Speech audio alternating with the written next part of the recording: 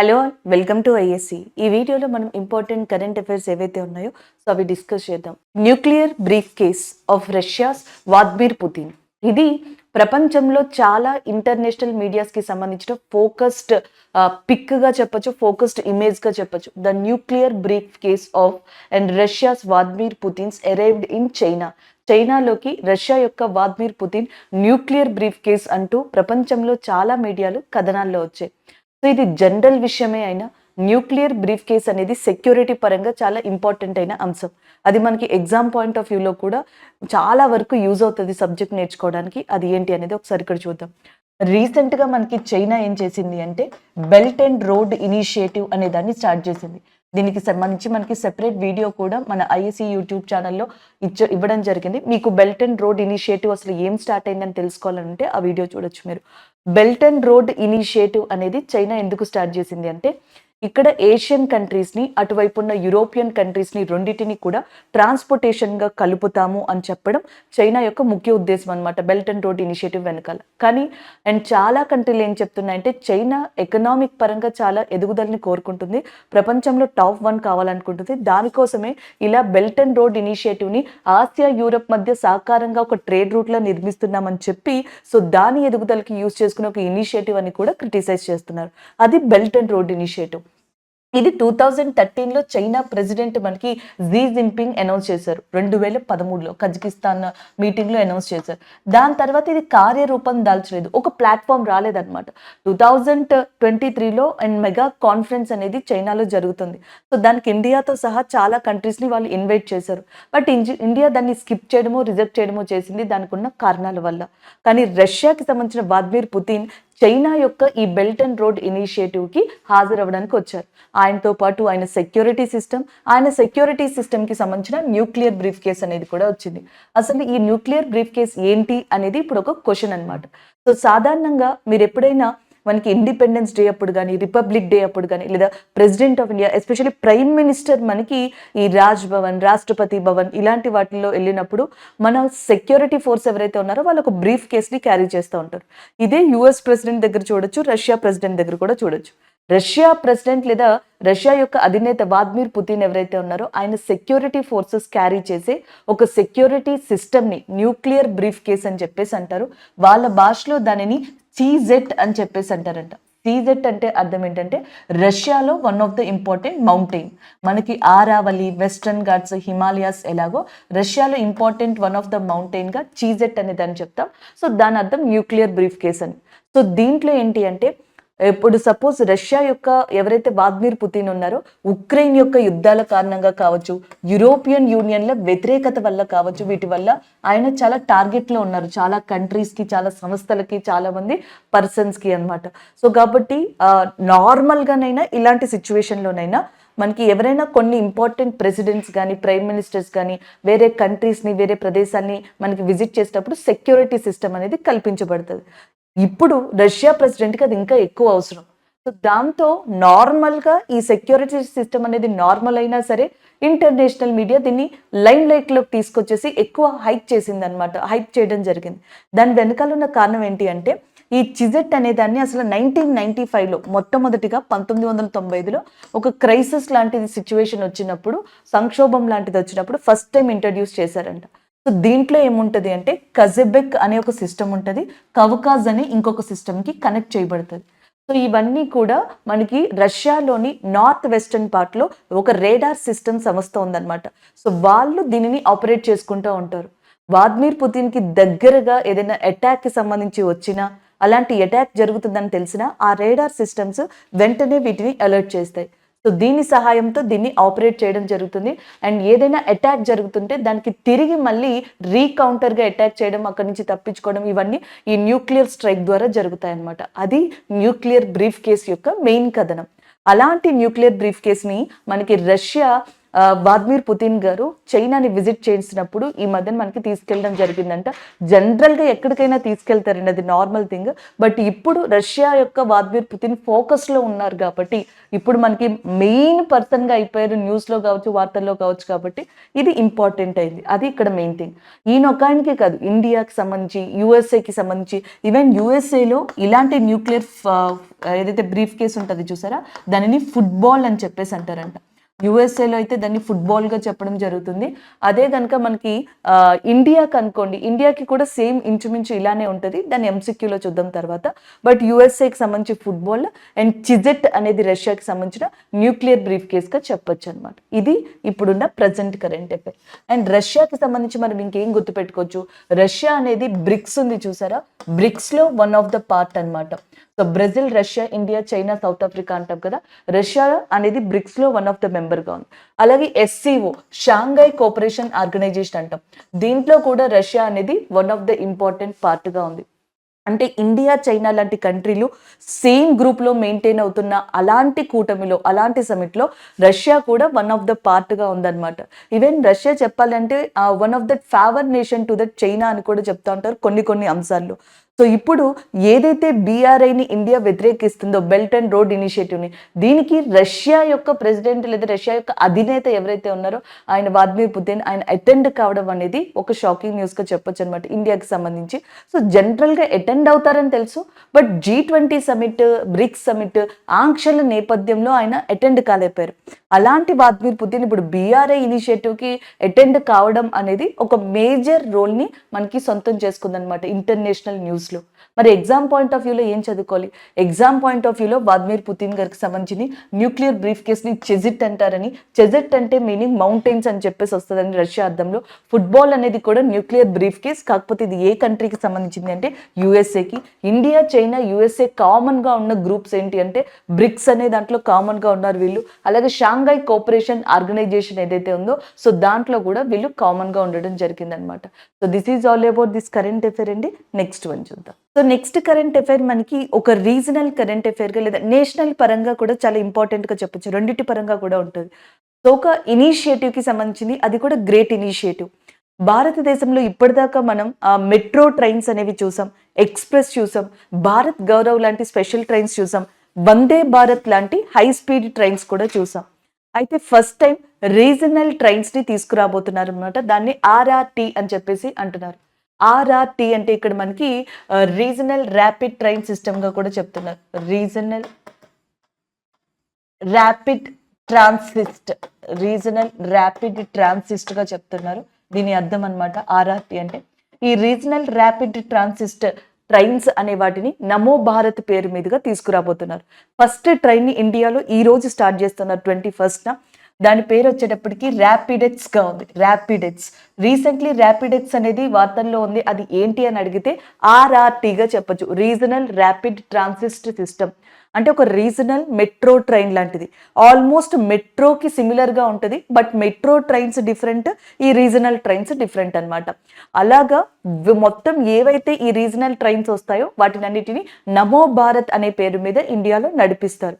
So దాన్ని prime minister of India ఈ రోజు మనకి October 21న సో స్టార్ట్ చేయనున్నారు. దానికి సంబంధించింది ఆల్రెడీ నిన్న దీనికి సంబంధించిన కంప్లీట్ ఫార్మాలిటీస్ అన్ని కంప్లీట్ అయిపోయినాయి. ఈ రోజు రన్ అవుతుంది అనమాట. ఎక్కడి నుంచి ఎక్కడికి అంటే ఢిల్లీ నుంచి మీరాట్ మధ్యలో ఇది రన్ కాబోతుంది ఈ రీజనల్ ట్రైన్ సర్వీస్ అనేది. సో నార్మల్గా అంటే మనకి ఢిల్లీ నుంచి మీరాట్కి వచ్చేటప్పటికి 82 కిలోమీటర్స్ ఉంటుందంట. టోటల్గా 82.5 కిలోమీటర్స్ డిస్టెన్స్ ఉంటుంది. అయితే ఇప్పుడు మనకి ప్రజెంట్గా రన్ అనేది ట్రయల్ రన్ 17 కిలోమీటర్స్ మీద నడిపి దాని తర్వాత ఫుల్ ఫ్లెడ్జ్డ్గా 82.5 కిలోమీటర్స్ని మనకి ఈ ట్రైన్ సర్వీస్ని తీసుకొస్తారనమాట.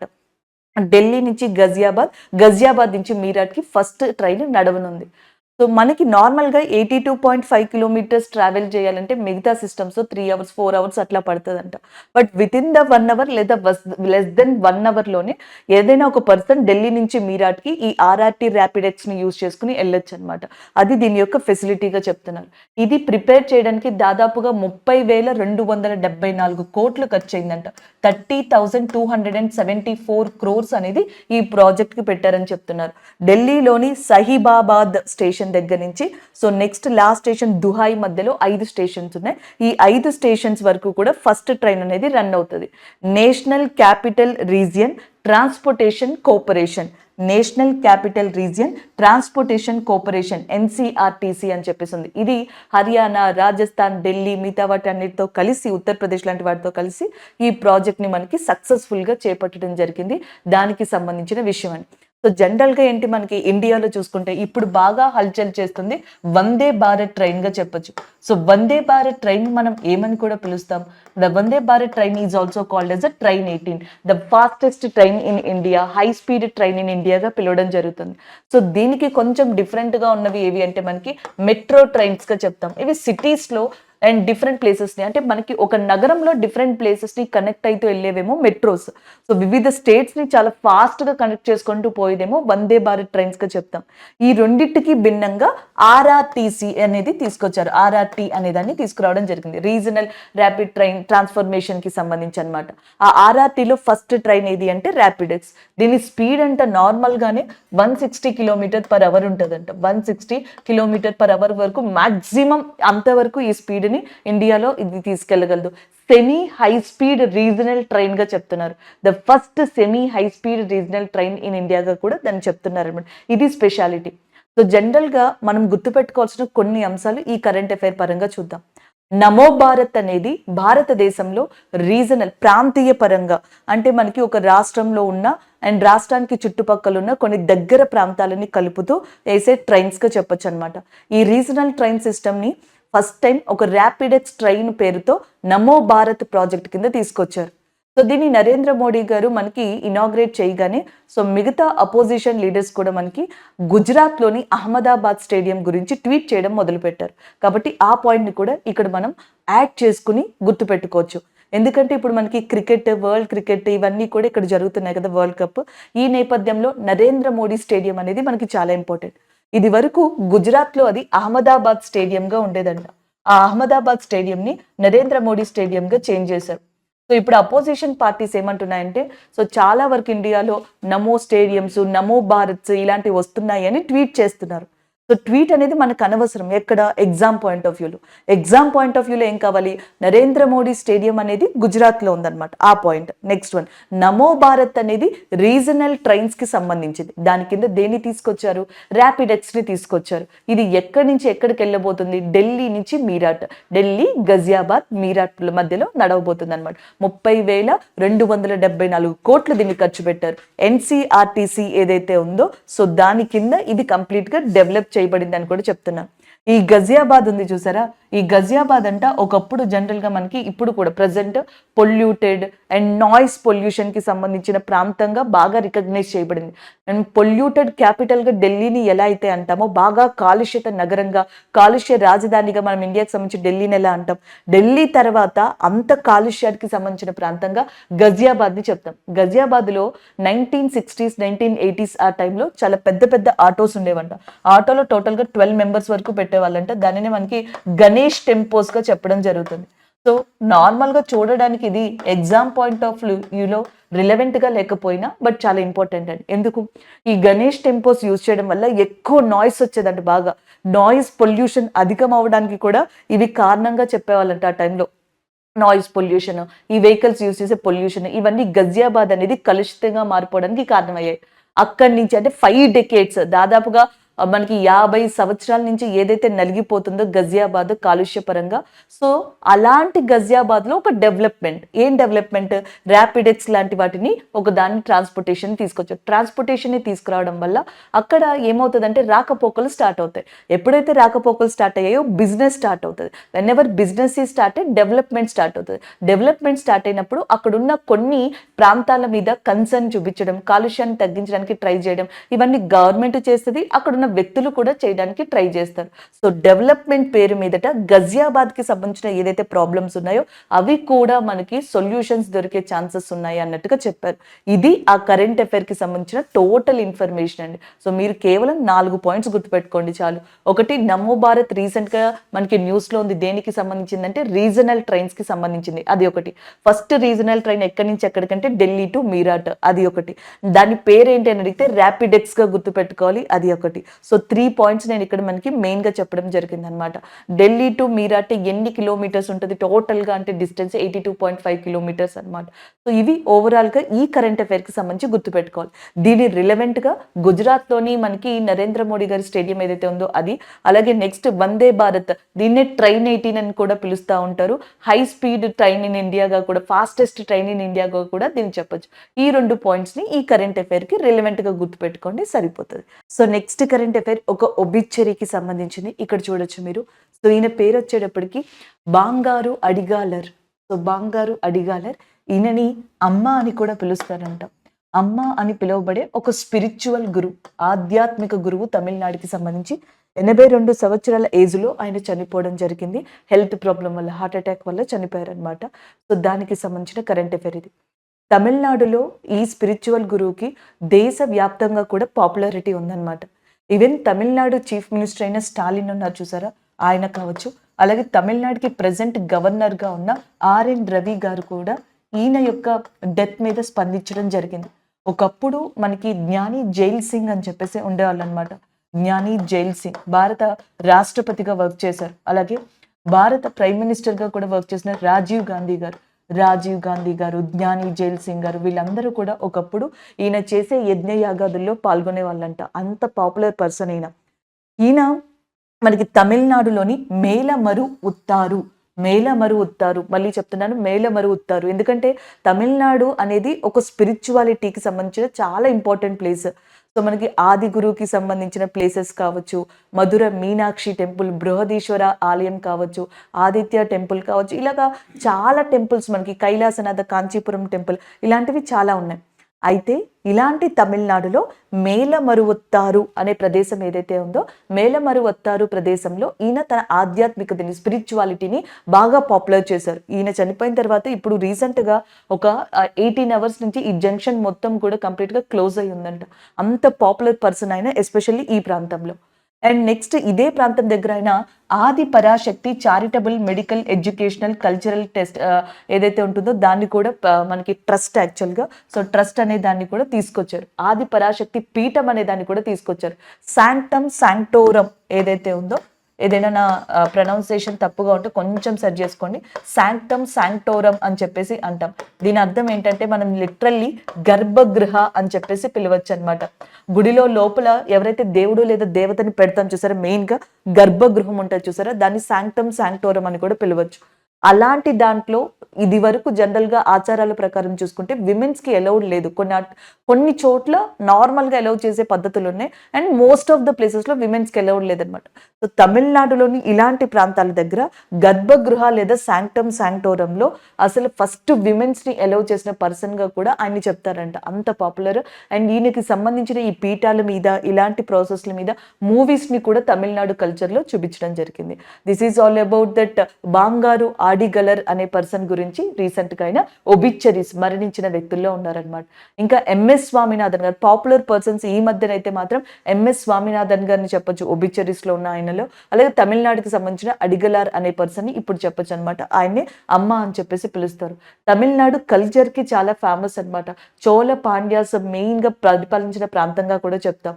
సో మనకి కోరమండల్ అని చెప్పేసి అంటాం. కోరమండల్ అనేది తమిళనాడు యొక్క కోస్టల్ ఏరియాగా ఉంది. అలాగే తమిళనాడులో కల్పాకం అనే ప్లేస్ ఏదైతే ఉందో ఇది న్యూక్లియర్ సిస్టమ్కి చాలా ఫేమస్. న్యూక్లియర్ పవర్ ప్లాంట్ కావచ్చు, సైన్స్ అండ్ టెక్నాలజీకి తమిళనాడులో ఉన్న కల్పాకం అనే ప్రదేశాన్ని చాలా ఫేమస్గా చెప్పడం జరుగుతుంది. అలాగే ఇక్కడున్న కులశేఖర పట్టణం అని చెప్పేసి ఉంది తమిళనాడులో. There is a place called Kulasekhara పట్టణం. దీన్ని గవర్నమెంట్ ఆఫ్ ఇండియా ఇస్రో యొక్క సారథ్యంలో ఏ ప్రపోజల్కి పెట్టింది అంటే, ఇండియాలో సెకండ్ స్పేస్ పోర్ట్ని త్వరలో నిర్మిస్తే గనక ఆ స్పేస్ పోర్ట్ ఎక్కడ నిర్మిస్తారు అంటే తమిళనాడులోని కులశేఖర పట్టణం దగ్గరే నిర్మించడం జరుగుతుందన్నమాట. అలాంటి ఇంపార్టెంట్ ప్లేసెస్ అన్ని కూడా తమిళనాడులో ఉన్నాయి. ఆ తమిళనాడుకు సంబంధించిన అమ్మ లేదా ఆడిగలర్ అనే పర్సన్ ఎవరైతే ఉన్నారో ఆయన హెల్త్ ఇష్యూస్ లేదా హార్ట్ అటాక్ వల్ల 82 సంవత్సరాల ఏజ్ గల పర్సన్ అనమాట, రీసెంట్గా చనిపోవడం జరిగింది. సో నెక్స్ట్ కరెంట్ అఫైర్ ఒక స్టడీకి సంబంధించిందని చెప్పొచ్చు. అంటే ఒక గ్రూప్ ఆఫ్ శాస్త్రవేత్తలు ఒక విషయానికి సంబంధించి పరిశీలన చేశారనమాట. సో అది రీసెర్చ్ చేసిన తర్వాత మనకు ఒక పేపర్లో డాక్యుమెంటేషన్లో ఇవ్వడం జరుగుతుంది చూసారు. సో వాటిని స్టడీస్ అని, రిపోర్ట్స్ అని చెప్పేసి అంటాం. సాధారణంగా మనం ఒబిచరీస్ చదివినప్పుడు, అపాయింట్మెంట్స్ చదివినప్పుడు, లేదా ఒక కంట్రీ అటాక్స్ చదివినప్పుడు అండ్ స్కీమ్స్ చదివినప్పుడు జనరల్‌గా అది నార్మల్ ప్రొసీజర్‌గా అర్థమైపోతాయి. కానీ ఇలాంటి స్టడీస్‌లో లాట్ ఆఫ్ థియరీస్ ఉంటాయన్నమాట. ఈ థియరీస్ నుంచి ఒక కన్క్లూజన్ లాంటి స్టేట్మెంట్స్ ఏవైతే ఉంటాయో, సో అవి వాటి వరకు కంప్లీట్‌గా చదవాల్సుంటది. కానీ ఎగ్జామ్ పాయింట్ ఆఫ్ వ్యూలో ఈ మొత్తం అవసరం లేదండి. ఈ థియరీస్ నుంచి కన్క్లూజన్ లోపల ఏవైతే మనకి డేటా, ఫ్యాక్ట్స్, న్యూమరికల్ థింగ్స్ ఏవైతే ఉంటాయో వాటిని మనకు గ్రాప్ చేసుకున్నాం అనుకోండి, ఎగ్జామ్ పాయింట్ ఆఫ్ వ్యూలో గుర్తుండిపోతుంది. అలాగే ఇది ఏ స్టడీకి సంబంధించింది, దీని మెయిన్ ఇన్ఫో ఏంటి అనేది కూడా మనకి యూజ్ అవుతుందన్నమాట. ఆ విధంగా దీన్ని చదువుదాం. సో ఇప్పుడు మన దగ్గర ఉన్న ఒక కాన్సెప్ట్ ఏంటంటే little ice age. So little ice age గురించి department of science and technology కింద ఉన్న Birla Sahni institute of paleo sciences, Birla Sahni institute of paleo sciences అనేది లిటిల్ ఐస్ ఏజ్ అనే దాని గురించి మనకి రీసెర్చ్ చేసింది. ఎక్కడ రీసెర్చ్ చేసింది? కర్ణాటకలోని హోనా మన్ కెరే లేక్ అని చెప్పేసి ఉందంట. ఇది కర్ణాటకలో ఉంది. కర్ణాటకలో ఉన్న సరస్సు పేరు హోనా మన్ కెరే లేక్. ఇక్కడ కొన్ని సెడిమెంట్స్, అవక్షేపాలని తీసుకుని పరిశీలించింది. దాని తర్వాత climate pattern of western Ghats, పశ్చిమ కనుమల్లో ఉన్న వాతావరణం యొక్క మెయిన్ పరిస్థితులను కూడా పరిశీలించి ఈ ఐస్ ఏజ్ గురించి చెప్పింది. లిటిల్ ఐస్ ఏజ్ జనరల్గా మనకి మంచు యుగం ఐస్ ఏజ్ గురించి తెలుసు. బట్ లిటిల్ ఐస్ ఏజ్ అనే కాన్సెప్ట్ ఏంటి అంటే 14th to 19th సెంచరీ, 14వ శతాబ్దం నుంచి 19వ శతాబ్దం మధ్యలో ఏమైందంటే మనకి మెయిన్గా ఒటామన్ ఎంపైర్, యూరోపియన్ కాలం నాటి టైం అన్నమాట. ఆ టైంలో ప్రపంచంలో చాలా చోట్ల మనకి ఒక కోల్డ్ ఎరా అనేది వచ్చిందనమాట. అంటే చాలా నార్మల్గా వింటర్ని ఎక్స్పీరియన్స్ చేయడం వేరు, వింటర్కి మించి అనమాట. అంటే మనకి మంచు యుగం స్టార్టింగ్లో ఎలాంటి పరిస్థితులు అయితే ఉంటాయో సేమ్ ఆల్మోస్ట్ ఇంచుమించు అంత చల్లని, అంత వెట్ కైండ్ ఆఫ్ సిచ్యువేషన్స్ అనేవి మనకి 14th to 19th సెంచరీ మధ్యలో వచ్చాయంట. ఆ దాన్ని గుర్తుపెట్టుకోవాలి కదా. ఆ టైంలో అలాంటిది రావడం అనేది మనకి జనరల్గా పీపుల్ని చాలా ఇబ్బందులకి గురి చేసింది. ఈ ఒక రకంగా కరువులు వచ్చాయంట. అత్యధికంగా మంచు కురిసింది అనుకోండి, పంటలు సరిగ్గా పండవు కదా, కరువులు రావడం, మనుషులు చనిపోవడం అండ్ డిసీజెస్. ఎక్కువగా చల్లగా ఉంది అనుకోండి, మాయిశ్చర్ ఉంది అనుకోండి, ఇల్నెస్ ఎక్కువైపోతాయి, జ్వరాలు ఎక్కువైపోతాయి. సో అటు హ్యూమన్స్, మనుషులు కరువులు వచ్చి అండ్ యాజ్ వెల్ యాజ్ వ్యాధులు వచ్చి ఇబ్బంది పడ్డారు. ఆ ఫేజ్లో క్లైమేట్లో ఎప్పుడు చూడనటువంటి ఒక డిఫరెంట్ సిచ్యువేషన్ని చూసాం. అంటే నార్మల్గా ఏంటి, మనకి ఒక సెట్టైన్ పీరియడ్ వెచ్చగా ఉంటుంది, దాని తర్వాత చల్లగా ఉంటుంది. కాకపోతే ఇక్కడ వార్మ్ క్లైమేట్ తర్వాత ఒకేసారి సడన్ చేంజెస్ ఆఫ్ కూల్నెస్ అనమాట, విపరీతంగా కూల్ అవ్వడం. ఆ పర్టికులర్ నేను ఏదైతే ప్రాసెస్ చెప్పానో దాన్ని గుర్తుపెట్టుకొని నెక్స్ట్ జనరేషన్స్ కూడా దాని గురించి చదవాలి అంటే దానికి ఒక పేరు పెట్టాలి కదా. అందుకనే దాన్ని లిటిల్ ఐస్ ఏజ్ అని చెప్పేసి పేరు పెట్టారు. Ice age is different from little ice age అనమాట. సో దీని గురించి శాస్త్రవేత్తలు చాలా మంది చదువుతానే వచ్చారు, రీసెర్చ్ చేస్తానే వచ్చారు. ఇన్ఫాక్ట్ 1939లో ఫ్రాంకోయిస్ ఈ మాథ్యూస్ అనే పర్సన్ మొట్టమొదటిసారిగా లిటిల్ ఐస్ ఏజ్ అనే మాటను తీసుకొచ్చారంట. అప్పటి నుంచి ప్రపంచంలో చాలా కంట్రీస్ ఆఫ్ గ్రూప్ ఆఫ్ శాస్త్రవేత్తలు దీని గురించి రీసెర్చ్ చేసుకుంటూ వచ్చారు. అలా మన కంట్రీకి సంబంధించిన department of science and technology ఏదైతే ఉందో, సో దాని కింద Birla Sahni institute of paleo sciences అనేది ఉంది. సో అది మనకి రీసెర్చ్ చేసుకుంటూ ఈ వెస్టర్న్ ఘాట్స్ కర్ణాటకలోని ఏదైతే హనుమాన్ కేర్ లేక్ అని చెప్పేసి ఉందో, ఈ రెండు సరస్సుల దగ్గర, ఈ రెండు ప్రాంతాల దగ్గర కొన్ని కన్క్లూజన్స్కి వచ్చిందనమాట. వచ్చి మేబీ ఈ లిటిల్ ఐస్ ఏజ్ రావడానికి, లిటిల్ ఐస్ ఏజ్ కాలంలో మనకి చాలా చల్లగా, తేమగా, మాయిశ్చర్ ఎక్కువగా ఉండడానికి కారణాలని కొన్నిటిని కన్క్లూడ్ చేసుకుంటూ చెప్తా వచ్చింది. కారణాలు మనకు అవసరం లేదు. ఎందుకు అవసరం లేదు అంటే ఇవన్నీ ఎగ్జంప్షన్సే కదా, ఇలా అయ్యుండొచ్చు, అలా అయ్యుండొచ్చు అని, కాబట్టి అవి అవసరం లేదు. కానీ దీన్ని ఎవరు రీసెర్చ్ చేశారనేది అవసరం, ఎక్కడ రీసెర్చ్ చేశారనేది అవసరం, కాన్సెప్ట్ పేరుకి సంబంధించిన ఇంపార్టెంట్ ఇన్ఫర్మేషన్ ఏంటి, ఈ కాన్సెప్ట్కి ఎవరు పేరు పెట్టారు, ఇవి సరిపోతాయి. ఇంకా స్టాటిక్ జీకే కావాలి అనుకుంటే భారతదేశంలో అతి చల్లని ప్రదేశంగా దేని చెప్తాము అంటే డ్రాస్ అనే దాన్ని చెప్పడం జరుగుతుంది. మంచు కురిసే ప్రదేశంగా చెప్తారనమాట. అతి వెచ్చని ప్రదేశంగా హైయెస్ట్ టెంపరేచర్ ఉండేది Jaisalmer. Jaisalmer in Rajasthan highest temperature record చేస్తుంది, లోయెస్ట్ టెంపరేచర్ డ్రాస్ రికార్డ్ చేస్తుంది. సో ఇవి ఓవరాల్గా ఈ కరెంట్ అఫైర్లో మీరు గుర్తుపెట్టుకోవాల్సిన అంశాలు. సో నెక్స్ట్ చూడండి, which of the following is not a nuclear weapon consisted country or consist country. So మనకి ఏ దేశం ఈ క్రింది వాటిలో న్యూక్లియర్ వెపన్స్ని కలిగి ఉన్న దేశం కాదు అని అడుగుతున్నారు. Option A India, option C China, option B France, option D Egypt. So answer వచ్చేటప్పటికి Egypt is a correct answer, option D is a correct one. ప్రపంచంలో న్యూక్లియర్ వెపన్స్ ని కలిగి ఉన్న కంట్రీస్ టోటల్ గా మనకి 7 ఉన్నాయి. ఆ 7 లో 3 India, China, France. And next వచ్చేటప్పటికి UK and USA, even Russia. ఇవి కూడా మనకి ఏమంటారు ఈ న్యూక్లియర్ వెపన్స్ ని కలిగి ఉన్నాయి. వీటితో పాటుగా ఇజ్రాయెల్, ఇప్పుడు ప్రజెంట్ వార్తల్లో నడుస్తుంది కదా, ఇది కావచ్చు. Pakistan, India, Pakistan, China, Russia, ఈ 4 కంట్రీలు, USA, UK, France, Israel. So ఈ కంట్రీస్ కూడా మనకి టోటల్ గా ఈ న్యూక్లియర్ వెపన్స్ ని కలిగి ఉన్నాయి. ఇవి 3 and UK 4, USA 5, Russia 6 and as well as Israel, Pakistan. So ఇట్లా టోటల్ గా చెప్పొచ్చు అనమాట. అండ్ ఈజిప్ట్ కి ఇలాంటి న్యూక్లియర్ వెపన్స్ లేవు. ఈ న్యూక్లియర్ వెపన్స్ గురించి క్వశ్చన్ ఇక్కడ ఎందుకు మాట్లాడుకుంటున్నాం? రీసెంట్ గా న్యూక్లియర్ బ్రీఫ్ కేస్ లేదా చెజెట్ అనేది వార్తల్లో ఉంది. అది రష్యాకి సంబంధించి. అండ్ ఫుట్బాల్ అనేది మనకి యుఎస్ఏకి సంబంధించిన న్యూక్లియర్ బ్రీఫ్ కేస్ అనమాట. సో అయితే నేను ఇందాకలో ఎక్స్ప్లెయిన్ చేశాను చూసారా, ఇండియాకి సంబంధించిందని. కేవలం మీకు అది ఏమంటారు హెల్ప్ అవుతుంది ఇమాజిన్ చేసుకోవడానికి అన్నట్టుగా నేను మీకు ఎక్స్ప్లెయిన్ చేయడం జరిగింది. There is a lot of discussions regarding to that briefcase of that or security briefcase of prime minister of India. పిఎంకి, ఇండియాకి సంబంధించిన ప్రైమ్ మినిస్టర్కి ఏదైతే ఈ సెక్యూరిటీ గార్డ్స్ అనే వాళ్ళు మనకి బ్రీఫ్ కేస్ని క్యారీ చేస్తారో, ఈ బ్రీఫ్ కేస్ అనే దాని గురించి చాలా భిన్న కథనాలు ఉన్నాయి. మన దాన్ని మినీ ఫుట్బాల్ అంటారని, లేదా న్యూక్లియర్ ఫుట్బాల్ అంటారని, ఇలా కొన్ని చోట్ల ఉన్నాయి. బట్ అఫీషియల్గా చూసుకుంటే ఇండియన్ ఈ security system, nuclear brief case security system అనేది ఇండియాలో జనరల్గా అలాంటి నేమ్స్తో ఏమీ లేదు. ఇండియాకి సంబంధించిన ఎవరైతే మనకి ప్రైమ్ మినిస్టర్ ఉన్నారో ఆయన సెక్యూరిటీని ఎవరు చూసుకుంటారు అంటే న్యూక్లియర్ కమాండర్ అథారిటీ, ఎన్సిఏ అని చెప్పేసి అంటాం. ఈ న్యూక్లియర్ కమాండర్ అథారిటీ అనేది జనరల్గా మన ప్రైమ్ మినిస్టర్ యొక్క సెక్యూరిటీని చూసుకుంటుందంట. సో అదే కంప్లీట్ గా ఆథరైజ్ చేసుకుంటుందంట. ఇలాంటి ఏదైతే చెజెట్, ఫుట్బాల్ లాంటి సిస్టమ్స్ ఉన్నాయి చూసారా, అవి ఇండియాకి లేవు. ఏవైతే బ్రీఫ్ కేసెస్ క్యారీ చేస్తారో అవి డిఫరెంట్ సిస్టమ్కి సంబంధించినవని కూడా చెప్తా ఉంటారు. మన దగ్గర వాళ్ళ కంట్రీస్కి ఉన్నట్టుగా, రష్యా, యుఎస్ఏకి ఉన్నట్టుగా డైరెక్ట్గా ఇలాంటి బ్లాక్ బ్యాగ్స్లో న్యూక్లియర్ స్ట్రైకర్స్ అనేవి లేవంట. So it is another concept అంటారు.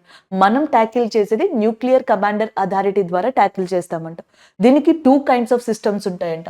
ఒకటి పొలిటికల్ కౌన్సిల్ అనేది, ఇంకొకటి ఎగ్జిక్యూటివ్ కౌన్సిల్. ఈ రెండు దీనిని ఆపరేట్ చేసుకుంటాయి. పొలిటికల్ కౌన్సిల్ కి హెడ్ గా ప్రైమ్ మినిస్టర్ ఆఫ్ ఇండియా ఉంటారు. ఎగ్జిక్యూటివ్ కౌన్సిల్ కి హెడ్ గా నేషనల్ సెక్యూరిటీ అడ్వైజర్ ఎవరైతే ఉంటారో, మనకి జాతీయ భద్రతా సలహాదారు అని చెప్పేసి అంటాం. సో ఆయన హెడ్ గా ఉండడం జరుగుతుంది. వీళ్ళిద్దరూ న్యూక్లియర్ కమాండర్ అథారిటీ యాక్సెస్ ని, ఆపరేటివ్ సిస్టమ్స్ ని కలిగి ఉంటారు. సో వీళ్ళ ద్వారా ఇదంతా మానిటర్ అవుతుంది. అది ఇండియాకి సంబంధించింది. రష్యాకి సంబంధించింది చెజెట్. ఫుట్బాల్ ఏమో యుఎస్ఏకి సంబంధించింది. అంతకు ముందర దాన్ని బ్లాక్ బ్యాగ్ అనేవాళ్ళంట. సో ఈ సిస్టమ్ అంతా మనం రష్యా యొక్క వ్లాదిమిర్ పుతిన్ చైనా వెళ్ళడం వల్ల, అది కూడా సిస్టమ్తో వెళ్ళడం వల్ల కరెంట్ అఫైర్స్కి వచ్చింది, మనం మాట్లాడుకున్నాం. కానీ న్యూక్లియర్ వెపన్స్ లాంటి క్వశ్చన్ అడిగారు అనుకోండి, మీరు ఇబ్బంది పడకూడదు. సో ఫ్రాన్స్, దాని తర్వాత USA, UK, Russia, China, Israel, Pakistan and as well as India లాంటి కంట్రీస్ మనకి న్యూక్లియర్ వెపన్స్ని కలిగి ఉన్నాయి. అది మనం గుర్తుపెట్టుకోవాల్సి ఉంటుంది. Option D is not correct. Egypt. Egypt capital ఏంటి అని అడిగితే కైరో అనేది ఈజిప్ట్ యొక్క క్యాపిటల్గా ఉంది. జాన్ 26న ఈ సంవత్సరం ఇండియా యొక్క రిపబ్లిక్ డేకి అబ్దల్ అల్ సిసి ఎవరైతే ఉన్నారో, అల్ సిసి ఈజిప్ట్ యొక్క ప్రెసిడెంట్గా ఉన్నారు. ఈయన గెస్ట్గా హాజరవ్వడం జరిగిందనమాట. అండ్ నెక్స్ట్ ఇంకొక ఇంపార్టెంట్ థింగ్ ఏంటంటే, ఇందాకలో మనం ఒక ఇంపార్టెంట్ థింగ్ గురించి మాట్లాడుకున్నాం, గుర్తుందా? నమో భారత్ లాంటిది. నమో భారత్ అనేది ఇండియాలో డెవలప్ అవ్వడానికి ఇండియన్ గవర్నమెంట్తో పాటుగా న్యూ డెవలప్మెంట్ బ్యాంక్ అనేది కూడా reason. New development bank, Asian development bank, Asian infrastructure investment bank అని చెప్పేసి 3 ఉన్నాయి. Asian infrastructure investment bank, new development bank యొక్క హెడ్ క్వార్టర్స్ చైనాలోనే ఉన్నాయి. ఏషియన్ డెవలప్మెంట్ బ్యాంక్ యొక్క హెడ్ క్వార్టర్స్ అనేది ఫిలిప్పీన్స్ కంట్రీలో ఉందన్నమాట. అయితే ఈ 3 కూడా నమో భారత్ అనేది ఏదైతే ఇండియాలో లాంచ్ చేశామో, రీజనల్ ట్రైన్స్ అంటున్నాం కదా, సో దానికి ఫండింగ్ ఇచ్చాయి. అయితే ఇక్కడ ఎందుకు మాట్లాడుతున్నామంటే, న్యూ డెవలప్మెంట్ బ్యాంక్ అనేది బ్రిక్స్ స్థాపించిన సంస్థ అన్నమాట. బ్రిక్స్ స్థాపించిన బ్యాంక్. దీంట్లో Brazil, Russia, India, China, South Africa మెంబర్లుగా ఉన్నాయి. అయితే ఈ మెంబర్ సభ్య దేశాలే కాకుండా అండ్ బ్రిక్స్ లో మెంబర్స్ కానివి కూడా న్యూ డెవలప్మెంట్ బ్యాంక్ లో సభ్య దేశాలుగా ఉన్నాయి. అది ఏంటి అంటే Egypt. Egypt is not a member of BRICS, but Egypt is a member of New development Bank which is founded by the BRICS గా చెప్పొచ్చు. దాని హెడ్ క్వార్టర్స్ చైనాలో ఉంది. సో రీసెంట్ గా అది మనకి Asian development bank, Asian investment infrastructure bank లాంటి వాటితో కలిసి మనకి దేనికి అసిస్టెన్స్ ఇచ్చింది అంటే ఇండియాలోని ఫస్ట్ రీజనల్ ట్రైన్ సర్వీస్ అంటున్నాం కదా ఢిల్లీ టు మీరాట్ మధ్యలో. సో దానికి ఫండింగ్ కింద లేకపోతే లోన్స్ అనో ఫినాన్షియల్ గా హెల్ప్ చేయడం జరిగిందనమాట. So this is all about relevant news.